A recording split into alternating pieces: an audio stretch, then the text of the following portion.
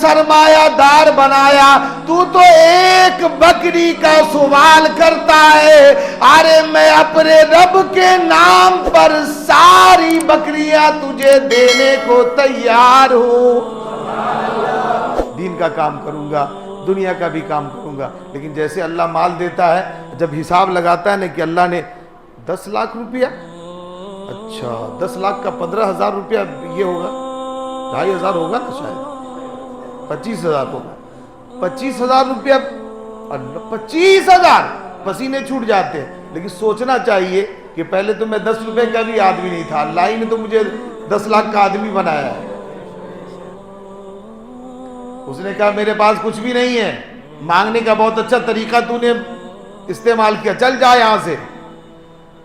اللہ کا فرشتہ وہی کھڑے کھڑے بد دعا کر دیا کہ اگر تو جھوٹ بولتا ہے، اگر تو جھوٹا ہے، میں دعا کرتا ہوں اللہ تبارک و تعالی تجھے پہلے کی طرح بنا دے۔ اللہ الصمد، پہلے جیسا تھا، ابھی دعا ختم نہیں ہوئی، واپس جناب کوڑی کے کوڑی ہو گئے، سارے اونٹ مر گئے، کنگال کلاش ہو گئے۔ وہ فرشتہ آگے گیا گنجے کے پاس، فرشتے نے جا کر کے یاد دلایا اس کو کہ میں نے سنا ہے تو پہلے گنجا تھا، خارش کا مرض لگا ہوا تھا، کھجاتے کھجاتے پریشان رہتا تھا، ڈاکٹروں سے تیرا علاج نہیں ہو سکا، اللہ نے تیری بیماری کو دور بھی کیا، اور اللہ تو بہت غریب آدمی تھا، اللہ تبارک و تعالیٰ نے تجھے مالدار بھی بنایا ہے۔ اسی پروردگار عالم کے نام پر ایک گائے کا سوال کرتا ہوں، مجھے دے دو، میں مسافر آدمی ہوں، پردیسی آدمی ہوں، اس کو بیچ کر کے اپنے سفر کا خرچہ نکال لوں گا، اپنے گھر صحیح سلامت پہنچ جاؤں گا۔ جیسے ہی فرشتے نے کہا، وہ گنجے نے کہا کیا کہا جناب، کیا بولے، دوبارہ بولنا، تھوڑا سا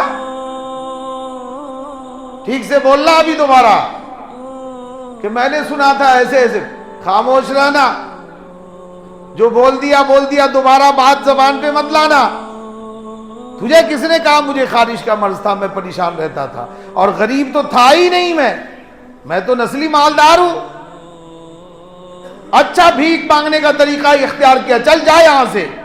اللہ کے فرشتے نے وہیں کھڑے کھڑے بد دعا کر دیا کہ میں اگر تو جھوٹا ہے، اللہ تبارک و تعالیٰ تجھے پہلے جیسا بنا دے۔ سیکنڈ نہیں لگا، سارے گائے مر گئے، اور وہ جناب کنگال کے گنجے ہو گئے، واپس ویسی ہو گئے۔ آگے فرشتہ گیا، اللہ کے رسول نے فرمایا، حدیثوں کی کتابوں میں واقعہ موجود ہے،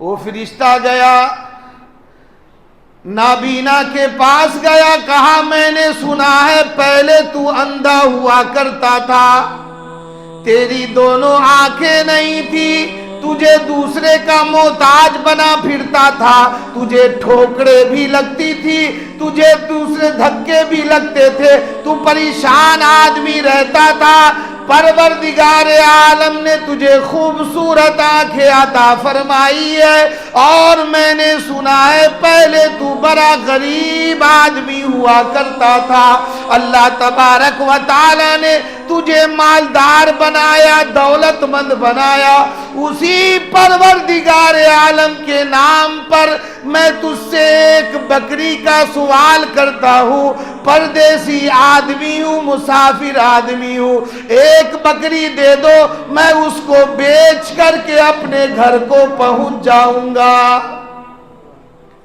نابینا سے جب اس نے کہا نا، زارو قطار رونے لگا، آنسوؤں سے دامن بھیگ گئے، اور کہا بے شک تو ٹھیک کہتا ہے، بے شک تو ٹھیک کہتا ہے، پہلے میں اندھا ہوا کرتا تھا، اللہ تبارک و تعالیٰ نے مجھے بینائی دی ہے، اس رب کا احسان عظیم ہے،